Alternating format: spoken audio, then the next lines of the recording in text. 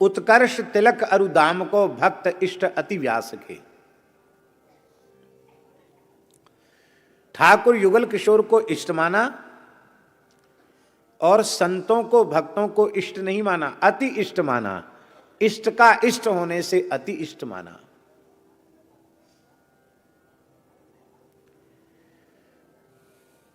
प्रत्येक दिन किसी न किसी भक्त का ध्यान करते थे श्री हरिराम व्यास जी। एक दिन संत कबीरदास जी का ध्यान किया उन्होंने। कबीरदास जी के स्वरूप का चिंतन, उनकी वाणी का चिंतन, उनके उपदेशों का चिंतन किया तो उनके मन में महाराज जी एक बात आ गई कि कबीरदास जी निर्गुणिया संत थे, वो ब्रज के जैसे प्रेमी रसिक संत होते हैं वैसे नहीं थे, रस भक्ति का बोध उन्हें नहीं था। ये भाव उनके मन में आया।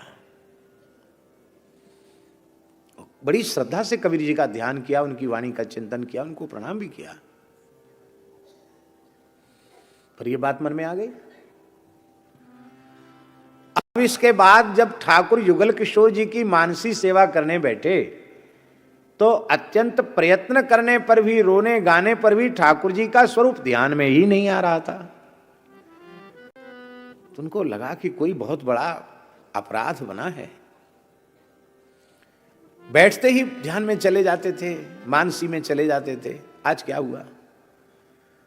तब उन्होंने अपने गुरुदेव श्री हित हरिवंश महाप्रभु के चरणों में जाकर पूछा, जिनके सेव्य ठाकुर श्री राधा वल्लभ लाल जी हैं, उनसे पूछा कि भगवान क्या कारण है कि मैं इन्हीं नेत्रों से भगवान के नित्य विहार की झांकी का दर्शन करने वाला आज प्रयत्न करने पर भी भगवान ध्यान में क्यों नहीं आ रहे? युगल किशोर ठाकुर ध्यान में क्यों नहीं आ रहे? श्री हरिवंश जी ने कहा, किसी भक्त के प्रति मानसिक अपराध बना है। तो उन्होंने कहा, महाराज कबीरदास जी के प्रति ये चिंतन हमारे मन में बोले नहीं, यही अपराध होगा। कबीर जी से क्षमा याचना करो तो समाधान हो जाएगा। और वे तत्काल युगल घाट पर आए और वहीं उन्होंने श्री कबीरदास जी का स्मरण किया। हरिराम व्यास जी का पद है, साचो भक्त कबीर कली में, साचो भक्त कबीर कली में, साचो भक्त कबीर कली में, साचो भक्त कबीर। पांच तत्व ते जन्म न पायो, पांच तत्व ते जन्म न पायो, काल न ग्रस्यो शरीर कली में, काल न ग्रस्यो शरीर कली में, साचो भक्त कबीर कली में, साचो भक्त कबीर। जब ते राम नाम रति उपजी, जब ते राम नाम रति उपजी, जब ते राम नाम रति उपजी, जब ते राम नाम रति उपजी, तब ते पुण्यो न चीर कली में, तब ते पुण्यो न चीर कली में, साचो भक्त कबीर कली में, साचो भक्त भक्त कबीर। कली में साचो भक्त कबीर, कली में साचो भक्त कबीर। आहा। व्यास दास को खेत जुलाओ, व्यास दास को खेत जुलाहो। हरि करुणा मय नीर कली में, हरि करुणा मैं नीर कली में। साचो भक्त कबीर, कली में साचो भक्त कबीर।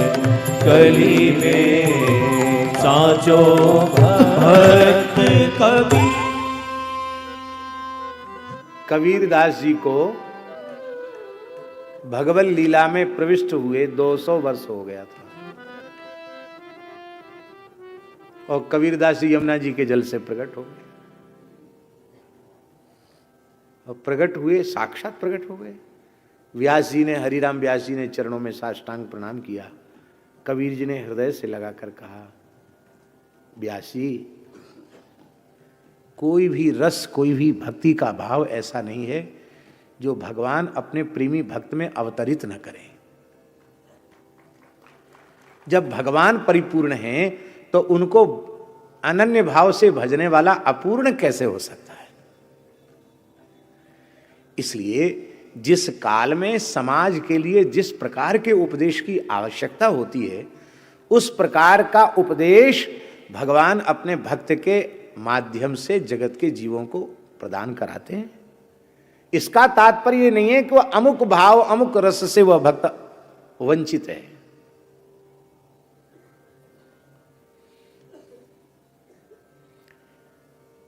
गोस्वामी तुलसीदास जी को आप अत्यंत मर्यादावादी भक्त मानते हैं, हम सब मानते ही हैं। मर्यादा पुरुषोत्तम श्री राम के अन्य उपासक हैं गोस्वामी तुलसीदास जी। और नाभा जी ने तो उन्हें भक्तमाल ग्रंथ के सुमेरु के रूप में स्वीकार किया। नाभा जी ने तुलसीदास जी को भक्तमाल के सुमेरु के रूप में स्वीकार किया। और श्री नाभा जी और श्री तुलसीदास जी का मिलन वृंदावन में तो हुआ ही। श्री गोस्वामी तुलसीदास जी ने श्री अग्रदेवाचार्य पीठ रेवासा धाम में चातुर्मास किया है, अग्र स्वामी जी के चरणों में। अग्रदेवाचार्य जी वहां विराजते थे, 4 महीने तुलसीदास जी वहां विराजे हैं। और उनकी दोहावली, कवितावली में जानकी नाथ शब्द का बहुत प्रयोग है जगह जगह। और जब जानकी नाथ सहाय करें तब कौन बिगाड़ करे नर तेरो, ये पद वहीं उन्होंने तत्काल रच करके उनके ठाकुर जानकी नाथ जी को सुनाया है।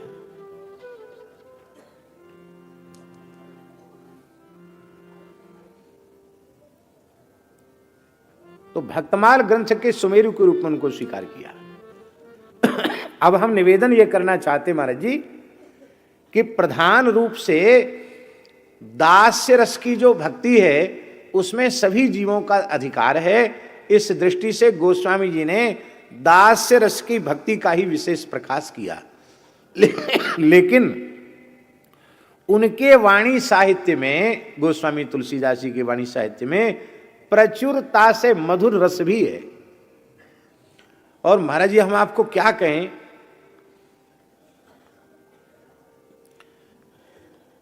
मधुर रस में भी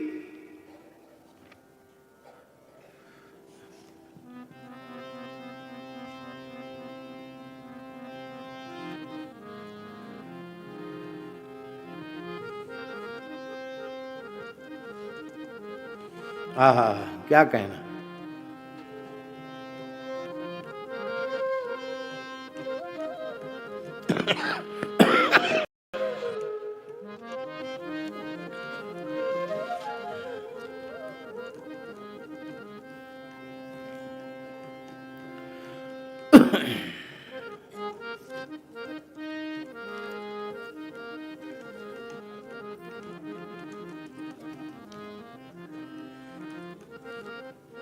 आहा, ये महाराज जी, ये अयोध्या जी से प्रकाशित है। इसमें रामचरितमानस को छोड़कर गोस्वामी जी की सभी मूल कृतियां, एकादश कृतियां, 12 काव्य हैं उनकी एकादश कृतियां मूल रूप में है। इसमें रामाज्ञा, प्रश्न, जानकी, मंगल, पार्वती, मंगल, वरवय, रामायण, वैराग्य, संदीपनी, रामलला, नहिचु, विनय पत्रिका, कृष्ण गीतावली, गीतावली, कवितावली और दोहावली। तो मूल पाठ की दृष्टि से अलग अलग पुस्तकें संग्रह करना थोड़ा कठिन है, तो एक में प्रकाशित किया है इसको। अब तुलसीदास जी मधुर रस का वर्णन कर रहे हैं। व्याख्यान हम करेंगे नहीं, लेकिन तुलसीदास जी की वाणी उद्धृत कर रहे हैं।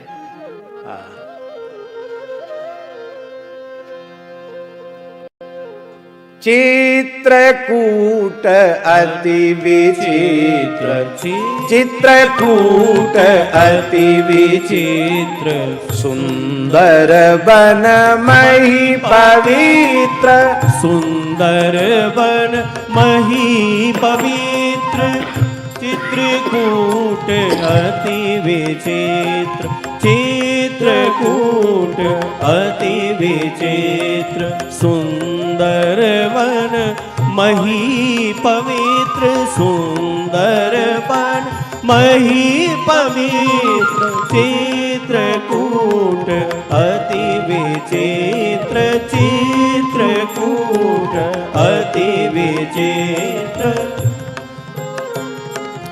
चित्रकूट अति विचित्र, सुंदर वन मही पवित्र, चित्रकूट अति विचित्र, सुंदर वन मही पवित्र, पावनी पय सरित सकल, पावन पय सरित सकल, पय माने पयस्विनी और गुप्त गोदावरी और मल निकंदनी मंदाकिनी,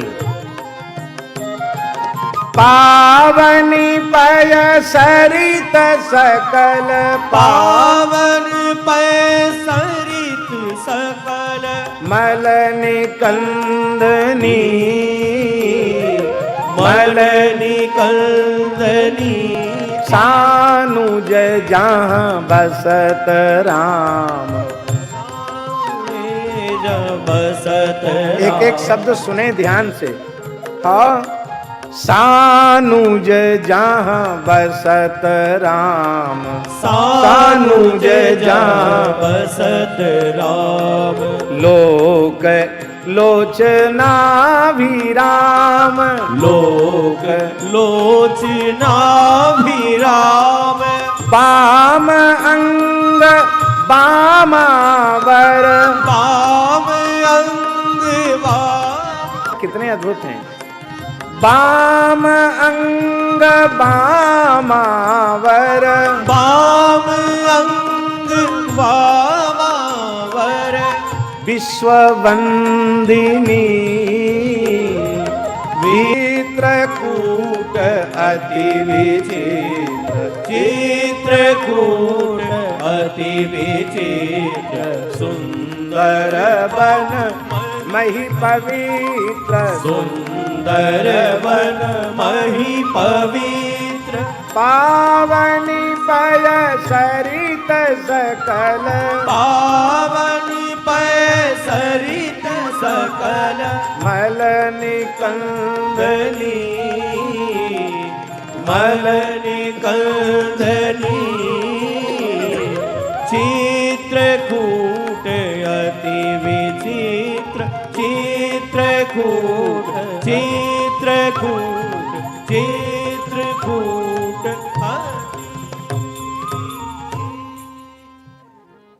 ये स्मरण दास इसलिए कर रहा है कि लोग सोचते हैं कि अमुक रस अमुक भाव ही तुलसीदास जी में है।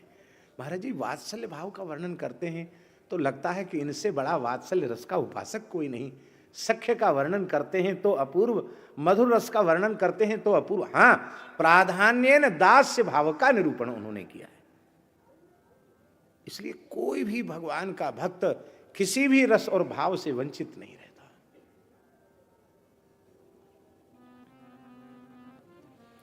और ऐसा भी है, एक महात्मा कृष्णानंद जी महाराज थे। महाराज एक अलग संत थे, गौड़ी संत थे। पहले वे काशी में निवास करते थे, दंडी सन्यासी थे। श्री स्वामी कृष्णानंद सरस्वती नाम था उनका। उनके भी हाथ में भागवत जी की पोथी कोई पकड़ा गया, वो प्रस्थानत्रयी को छोड़ करके दूसरी बात न करते थे न सुनते थे। कोई पीछे पड़ के कोई वैष्णव जो इस प्रेम रोग से संक्रमित था, महाराज जी इस प्रेम रोग से संक्रमित था, वो हठ पूर्वक कृष्णानंद जी के हाथ में भागवत जी दे गया। बोले स्वामी जी केवल 10वां स्कंध ही है, उस समय इतनी उपलब्धता नहीं थी ग्रंथों की, तो 10वां स्कंध उसके पास था। बोले आप इसको ही तो पढ़िए। अरे बोले ये सब हम, बोले आप पढ़िए तो सही।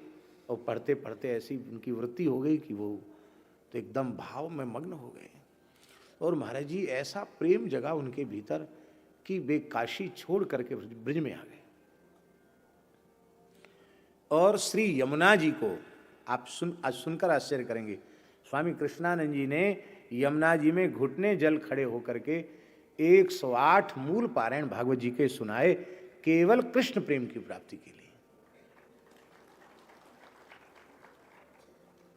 अब घुटने भर जल में खड़े होकर सुनाए हो, 108 पारायण सुनाए। और उनको इस प्रकार की अवस्था प्राप्त हो गई कि वे भाव दशा में, भाव राज्य में बहुत गहरे तक उनका प्रवेश हो गया। ऐसा समझिए कि सिद्ध गोपी भाव उन्हें प्राप्त हो गया। और यमुना जी प्रकट भई, और यमुना जी बोली कि मधुर रस के उपासक तो यहाँ बहुत हैं, वात्सल्य रस के उपासक भी बहुत हैं। स्वामी जी सख्य रस की भक्ति विलुप्त हो रही है, इसलिए निकुंज से रमण बिहारी जी ने आज्ञा की है कि यहाँ तक गोपी भाव हो गया तुम्हारा पूरा, अब तुम अपने को कृष्ण का सखा मानकर भक्ति का प्रचार करो। तो उन्होंने सख्य भाव की स्थापना की। और आपने नाम सुना होगा, उनके शिष्य थे महाकवि बनमाली दास शास्त्री। घटिका शतक शतावधान, घटिका शतक शतावधान आशु कवि महाकवि बनमाली दास जी उनके शिष्य थे।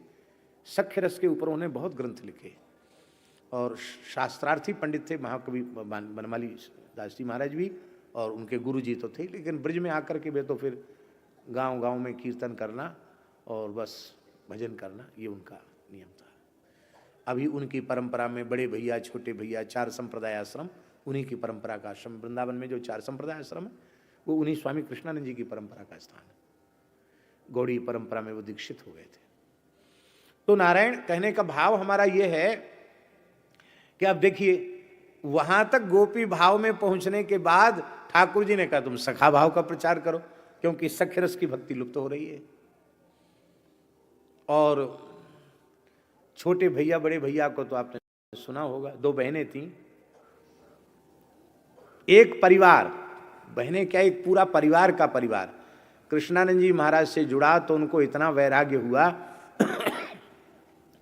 कि वो जो भगत जी थे वो बोले, ब्रजवासी ही थे, बोले हम तो अब साधु हो जाएंगे, हम तो गुरु जी के चरणों में रहेंगे। उनकी पत्नी बोली हमने कौन सा पाप कर्म किया है, हम भी भजन ही करेंगे। तो क्या करें, बोले बच्चों का विवाह शादी कर दो। छोटे समय में विवाह हो जाते थे। बच्चों ने कहा तुम दोनों भजन करोगे और हम जमींदारी करेंगे, हम भी भजन ही करेंगे। पूरा का पूरा परिवार साधु हो गया महाराज जी। 1 पुत्र 2 पुत्री, माता पिता सबके सब साधु हो गए, सबने गृह त्याग कर दिया। और वो संपत्ति बेच करके ये 4 संप्रदाय आश्रम की भूमि लेकर के गुरु जी की सेवा में अर्पित किया। गुरु जी तो विरक्त थे। तो श्री भाई हनुमान प्रसाद पोद्दार जी वृंदावन आए। तो श्री प्रभुदत्त ब्रह्मचारी जी से उन्होंने पूछा कि ब्रह्मचारी जी आपकी दृष्टि में कोई सिद्धकोटि के भक्त हैं जिनकी अमुक रस में पूर्ण परिणति हो? तो ब्रह्मचारी जी ने कहा कि स्वामी कृष्णानंद दास जी महाराज हैं, कृष्णानंद जी महाराज हैं, वो सख्य रस के सिद्धकोटि के उपासक हैं। उनके दर्शन करने चलो। तो उनके दर्शन कराने ब्रह्मचारी जी भाई श्री हनुमान प्रसाद पोद्दार जी को ले गए। बड़ी प्रसन्नता हुई, उनसे चर्चा हुई। और उसके बाद ये छोटी बालिका ही थी, ये दोनों बड़े भैया छोटे भैया सख्य रस के अनुसार। तो ब्रह्मचारी जी ने कहा कि देखो हम तो आपको तमाशा दिखाते हैं। भाई श्री हनुमान प्रसाद पोद्दार जी से कहा। तो दोनों बहनें वो कपड़े धो रही थी, संतों के वस्त्र थे, गुरु महाराज के होंगे, संतों के होंगे, कपड़े धो रही थी। तो ब्रह्मचारी जी तो अपने ढंग के महात्मा थे, आप सब जानते ही हो, बड़े विनोदी स्वभाव के थे ब्रह्मचारी। ए छोरियो कहा कर रही हो? तो वो तो ब्रजवासिन बालिका है। कहा बाबा तेरी फूट गई का दिखे ना है तो एक के कपड़ा धोए रही हूं। हाँ, तो उन्होंने कहा छोरियो कहा कर रही हो? इतना सुनते ही वो दोनों बालिकाएं बोली एकदम तमक करके, तू छोरी, तेरो गुरु छेर छोरी, तेरो सबरो घर भर छोरी, हम काय को छोरी? हम तो कृष्ण बलराम के सखा हैं, उनके संग खेलें खामें गैया चरावें गिरिराज जी की तरेटी में, हम काय की छोरी? तू छोरी, तेरो गुरु छोरी, तेरो सबरो घर भर छोरी। ब्रह्मचारी जी तो जोर से खिलखिला के हंसे और भाई जी के नेत्रों से आंसू बह चले। बोले देखो संत की कृपा, इन बालिकाओं को स्त्री भाव की विस्मृति हो गई। खाए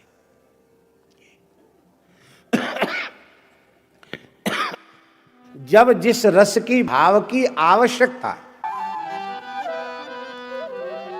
शांत भक्त सो जानिए, भेद भाय जेहि नाहि। जिसकी भेद दृष्टि समाप्त हो गई, अभेद ज्ञान जिसको हो चुका है। और गोस्वामी तुलसीदास जी महाराज ने भी विनय पत्रिका में कहा,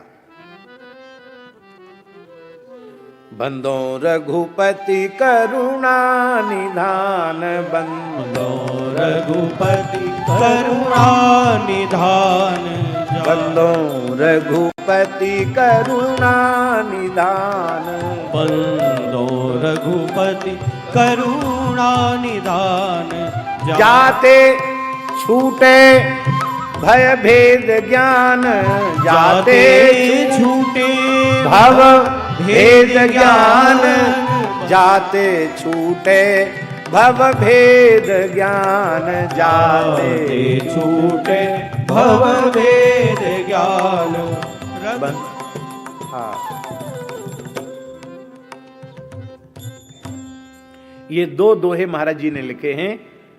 तीन काल दस दिसन ते परे ब्रह्म सब ठौर, जीव तासु को अंश है हरि जग एक न और दूसरा परम विरत संता संसार ते निरत ब्रह्म सुख माहि, शांत भक्त सो जानिए भेद भाय जेहि नाहि। श्रीमद् भागवत की श्रीधरी टीका में श्रीधर स्वामी जी ने इस भक्ति का उद्धरण प्रस्तुत किया है। ये श्रीधर स्वामी जी का श्लोक है। हरिरेव जगद जगदेव हरि, रस में निरंतर अवस्थित रहने वाले भक्त को शांत रसोपासक भक्त कहते हैं। ये ज्ञानी भक्त का लक्षण है। एक प्रश्न है, कई बार लोग कहते हैं कि ज्ञानोत्तर भक्ति कैसे प्रकट होगी?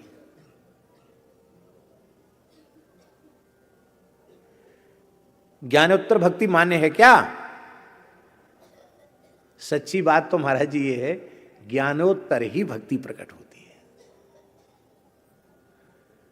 समझ में आवे आज आ जाए, चाहे भगवत कृपा से कुछ समय बाद समझ में आवे, ज्ञानोत्तर भक्ति प्रकट होती है। संसार में भी लौकिक ज्ञान में भी ये देखा जाता है कि जिसके प्रति आपकी भक्ति माने असाधारण प्रेम आपका प्रकट होता है, पहले उसके प्रति उसका ज्ञान होता है, ज्ञान होता है तब उसके प्रति भक्ति प्रकट होती है। ऐसा देखा जाता कि नहीं? स्वभाव का, प्रभाव का, गुण का, शील का ज्ञान ही नहीं हुआ तो प्रेम कहां से होगा? उसको भगवान का शांत भक्त कहते हैं। शांत भक्ति का उद्धरण, शांत जो भक्त होते हैं वे सदा निर्विघ्न रहते हैं। और वस्तुतः यही वस्तुतः हमारी शाश्वत अवस्था है, नित्य अवस्था है। हमारे महाराज जी कहते थे कि कोई भी व्यक्ति सदा क्रोध में नहीं जी सकता। जी सकता है क्या?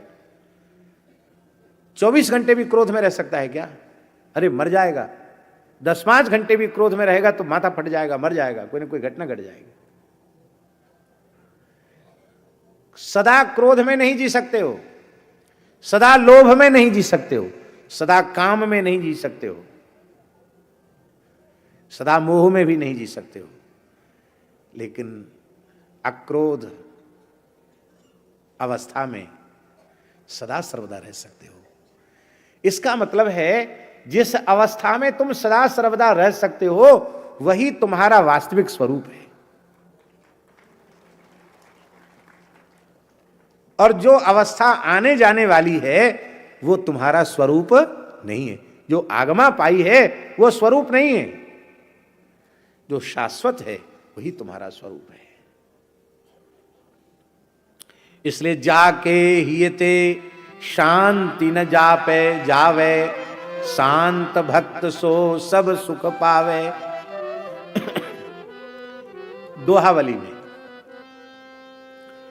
तुलसी यह तन तवा है, सदा तपत त्रयताप, शांत हो ये जब शांति पद, पावे राम प्रताप। दारू माही पावक लगे, दारू माही पावक लगे। महाराज जी ने बड़ा सुंदर एक दोहा लिखा है इसके ऊपर। ये महाराज जी का दोहा है। दारू माही पावक लगे, तीन रूप दर्शाए, जरी बरी के जब भस्म हो, तब सो शांत कहाए। कहते अग्नि शांत हो गई। फिर गोस्वामी जी की बात का फिर उद्धरण। अहंकार की अग्नि में जरत सकल संसार, तुलसी बाँचे संत जन केवल शांति आधार। अहंकारी आग में सब जल रहे हैं, पर शांत रस में स्थित भक्त इस अग्नि से बच जाते हैं। और आगे गोस्वामी जी ने बड़ी विलक्षण बात कही। ज्ञान को भूषण ध्यान है, ध्यान को भूषण त्याग, त्याग को भूषण शांति पद, तुलसी अमल अदाग। अमल अदाग शांति पद सारा, सकल कलेश न करत प्रहारा। तुलसी उर्धारे जो कोई, रहे आनंद सिंधु मह सोई। विविध पाप संभव जो तापा, मिटहि दोष दुख दुसह कलापा। परम शांति सुख रहे समाई, तह उत्पात न भेद आई। तुलसी ऐसे शीतल संता, सदा रहे यही भांति एकंता। कहा खरे खल लोग भुजंगा, कीन्हो गरल सील जो अंगा। जहां शांति सदगुरु की दई, तहां क्रोध की जर जरी गई। इसलिए तुलसी सुखद शांति को सागर, संतन गायो करन उजागर। 7 द्वीप नवखंड में, 3 लोक जग माहि। तुलसी शांति समान सुख, अपर दूसरो नाही। ये है शांत रस में अवस्थित भगवान के भक्त।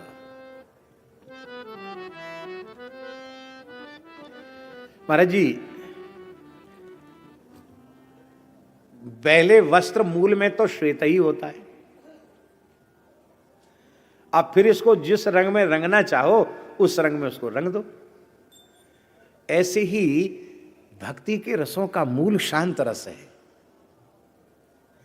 इसके बाद उसको दास्य के रंग में रंगो, चाहे माधुर्य के रंग में रंगो, या वात्सल्य के रंग में रंगो, या सख्य के रंग में रंगो, ये साधक की रुचि और प्रसन्नता के ऊपर, उसके अंतःकरण के भाव के ऊपर है। बाकी मूल में वह शुभ्रता तो चाहिए, नहीं तो सूरदास कारी कामर पे चढ़े न दूजो रंग।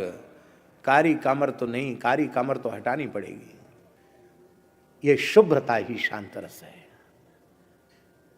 ये ऐसा समझ लें, भक्ति के रसों की आधारशिला है ये, इसी के ऊपर सब कुछ टिका हुआ है। दास्य रस को भक्ति का प्राण क्यों कहा जाता है? ये शांत रस तो मूल हो गया। दास्य रस को भक्ति का प्राण इसलिए कहा जाता है कि दास्य भाव सब में है। शांत रस के उपासक में दास्य भाव नहीं है क्या? मुमुक्षुर्वै शरणमहं प्रपद्ये, तो मुमुक्षा उसके भीतर जगी और परब्रह्म की शरणागति उसने ग्रहण की, तो शरण जो हुआ वो स्वामी हुआ और जो शरणागत हुआ वो सेवक हुआ। तो शांत रस की भक्ति में भी दास्य भाव है। नवयोगीश्वर शांत रस के उपासक हैं, उनमें भी दास्य भाव है। सुखदेव जी शांत भाव के उपासक, उनमें भी दास्य भाव है। तो शांत में भी दास्य, दास्य में तो दास्य है ही, महाराज जी वात्सल्य में भी दास्य है। और हम तो कहेंगे वात्सल्य में सबसे ज्यादा दास्य है। उनके ठाकुर जी तो कभी बड़े होते ही नहीं, गोद में ही खेलते रहते हैं, कितनी बार गोद गीली कर देते हैं। तो इतने छोटे लाला की सेवा तो आर्निश करनी पड़ेगी कि नहीं? इसलिए श्री वल्लभाचार्य जी ने कहा दास्य की अनुभूति वात्सल्य में अधिक है, इसलिए उन्होंने वात्सल्य को प्रधान मान करके उपासना की, वात्सल्य भाव की उपासना। वल्लभ कुल में गोसाई श्री विठलनाथ जी भी वात्सल्य भाव से ही उपासना करते हैं, विशुद्ध वात्सल्य। एक दिन गोसाई जी बैठकर माला फेर रहे और उसी समय एक बंदर आया, गुड़की देने लगा। सो महाराज जी श्रीनाथ जी मंदिर से निकले और गोसाई विठलनाथ जी की गोद में बैठ गए और उनके उत्तरीय से अपने कैसे ऐसे कांपने लगे। तो भगवान के श्रीअंग का स्पर्श, उनके श्रीअंग की दिव्य सुगंध, नेत्र खुले, अरे लाला गोद में। तब आप ये डर रहे हैं, कांप रहे हैं। तो गोसाई विठलनाथ जी ने कहा काहे को डर रहे हो, डर रहे हो? तो ठाकुर जी ने धीरे से उंगली दिखा के कहा वो बंदर घुड़की दे रहा है इसलिए डर लग रहा है। गोसाई जी ने छड़ी दिखाई बंदर को, बंदर भाग गया। ठाकुर जी भीतर चले गए। विठलनाथ जी मन में सोचने लगे, रामावतार में कनक भूधराकार शरीरा समर भयंकर अति बलबीरा, बड़े बड़े पर्वताकार हनुमदादि बानर सेवा में भगवान की प्रस्तुत रहे, तब तो इनको डर नहीं लगा। तो आज ये इतने कमजोर हो गए हैं कि बंदरिया के बच्चा की घुड़की से थर थर कांपने लगे और गोद में आके छिप गए। इतने डरपोक कैसे हो गए? मन में आ गई उनकी बात। मध्याह्न में ठाकुर जी को भोग धराने के बाद, प्रसाद पाने के बाद तनिक विश्राम किया, सोई ठाकुर जी स्वप्न में आए। बोले गोसाई जी एक म्यान में दो तलवार ना रह सके, या तो हमें परब्रह्म परमात्मा मानो हैं, और या हमें छोटो सो लाला मानो। यदि छोटो सो लाला मानो तो बालक तो अपनी परछाई से डरप जाए। इतना सुनते ही आप नेत्र खोल दिए, भाव विह्वल हो गए। बोले हम ब्रह्म भाव को दूर करते हैं, हम तो तुम्हें अपना सदा सर्वदा लाला ही मानते रहेंगे।